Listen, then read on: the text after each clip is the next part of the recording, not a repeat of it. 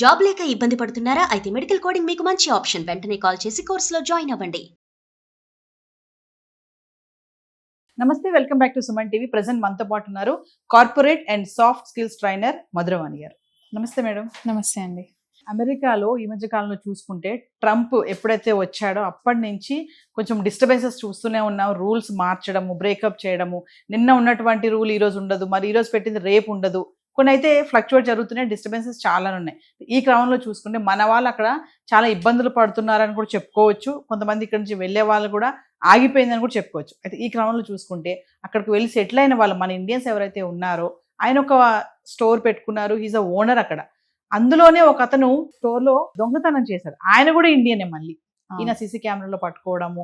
అంటే మన వాళ్ళు ఇక్కడి నుంచి అక్కడికి వెళ్ళి, అంటే ఒక కంట్రీ నుంచి ఒక కంట్రీకి వెళ్తున్నారు అంటే ఖచ్చితంగా అక్కడ రూల్స్ కానీ, ఆ కమ్యూనిటీ రూల్స్ కానీ ఆయన ఒబే అవ్వి ఉండాలి. మనం ఒక ప్లేస్ నుంచి వెళ్తున్నామంటే ఇక్కడ ఉన్నట్టు అక్కడ ఉండాలి అంటే కుదరదు.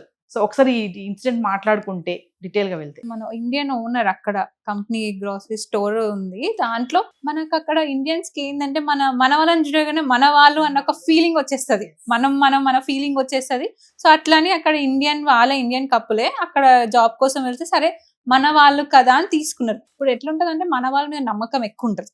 మన వాళ్ళే కదా, మనం మోసం చెయ్యరు, అన్ని చూసుకుంటారులే అని ఒక నమ్మకంతో వదిలేస్తున్నారు. కానీ వీళ్ళు ఏం చేస్తారు, అక్కడ కోక్ టిన్స్ ఏవైతే ఉంటాయో అవి దొంగిలించడం, అండ్ స్క్రాచ్ కార్డ్స్ ఉంటాయి లాటరీ అవి తీసుకోవడం, అండ్ వాళ్ళ వైఫ్ క్యాష్ కౌంటర్ హ్యాండిల్ చేసేది, క్యాష్ తీసుకోవడం. సో ఇట్లా ఒక 5-6 months తర్వాత వాళ్ళకి చాలా డిఫరెన్స్ కనిపించేసింది. వీళ్ళని అడిగితే సేల్స్ లేదు ముందట్లాగా, అందుకే అమౌంట్ తగ్గిపోయింది అని కవర్ చేసుకుంటూ వచ్చారు. సో ఒక రోజు ఈ ఓనర్ కి డౌట్ వచ్చి సీసీటీవీ ఓపెన్ చేస్తే మొత్తం ఫుటేజ్ అంతా బయటపడ్డారు. సో మళ్ళీ ఇక్కడ ఈయన ఏం చేశారు, మన వాళ్ళే కదా సరే ఒకసారి మనం మరి అడుగుదాం. అదే యుఎస్ వాళ్ళ అయితే డైరెక్ట్ అరెస్ట్ చేపిస్తారు. కానీ ఈయన ఇండియన్ కాబట్టి మనకు ఆ ఫీల్ ఉంటుంది కదా, మన వాళ్ళు ఒకసారి అడుగుదామని.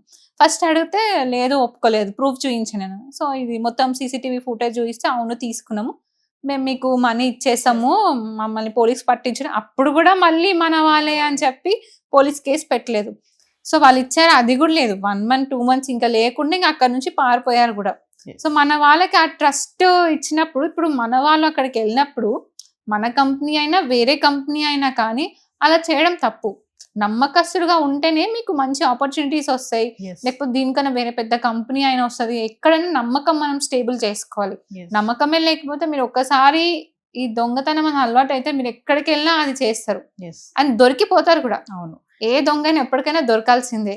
వాళ్ళు కూడా మనీ ఇచ్చేస్తామని చెప్పిన తర్వాత ఇద్దరు కూడా మిస్ అయ్యారంట, మళ్ళీ కనిపించకుండా పోయారు. చూడండి, అక్కడ కూడా ఇంకా చీట్ చేస్తారు. ఇప్పుడు ఆయన నమ్మి ఇచ్చారు కాబట్టి కొంచెం అదన్న ఆ కృతజ్ఞతతోని వాళ్ళు మనీ రిటర్న్ ఇచ్చేసే, అంటే మన వాళ్ళు అని ఈయన ఎట్లా అనుకున్నారో అదే ఆయన కూడా మన వాళ్ళు, మన తెలుగు వాళ్ళు అని అనుకుని ఉంటే వాళ్ళు కూడా ఫస్ట్ దొంగతనం చెయ్యరు. సరే చేసిన ఆయన క్షమించాడు కాబట్టి సరే వాళ్ళకి ఇచ్చేద్దాం అని అనుకున్నా గానీ ఇవ్వలేదు.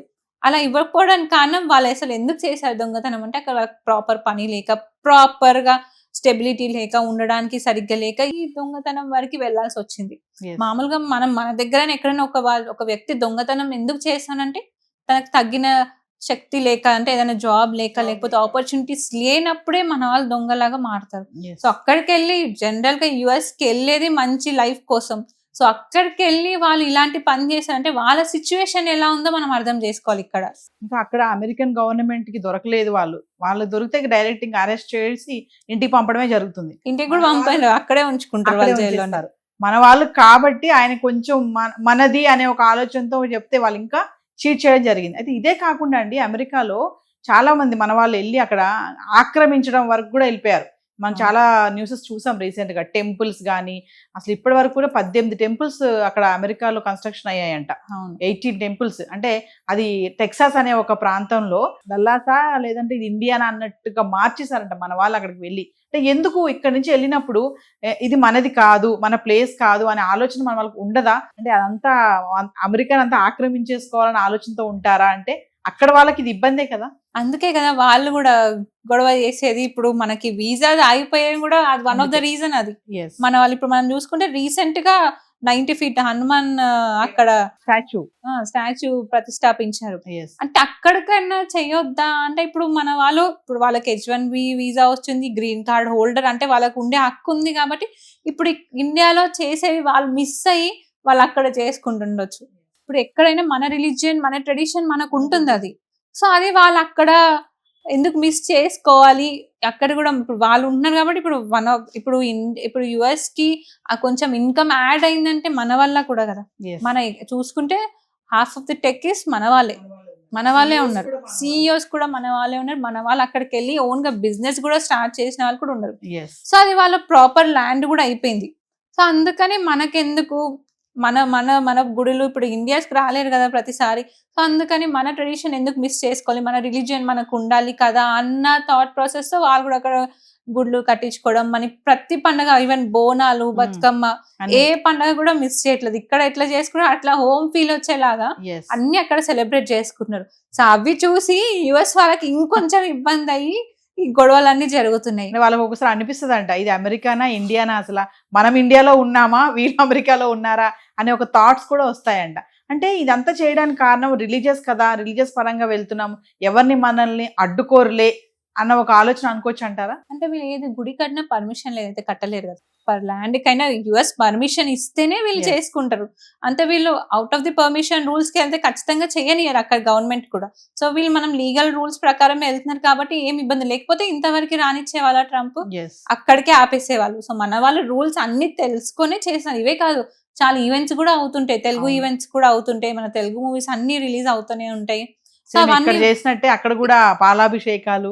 అన్ని జరుగుతున్నాయి. ఇక్కడ చేసినట్టు అంటే మన ఇండియన్ కన్నా యుఎస్ లో చాలా స్ట్రిక్ట్ రూల్స్. Yes. సో మన వాళ్ళు అదంతా చేసిందంటే అక్కడ గవర్నమెంట్ అలో చేస్తుంది కాబట్టే చేస్తుంది కదా. కాకపోతే మన వాళ్ళు కూడా వాళ్ళు ఇచ్చిన లాస్ ని కూడా లిమిట్ చేసుకుంటే వాళ్ళకి ఇబ్బంది ఉండదు, మనకి ఇబ్బంది ఉండదు. Yes. Thank you.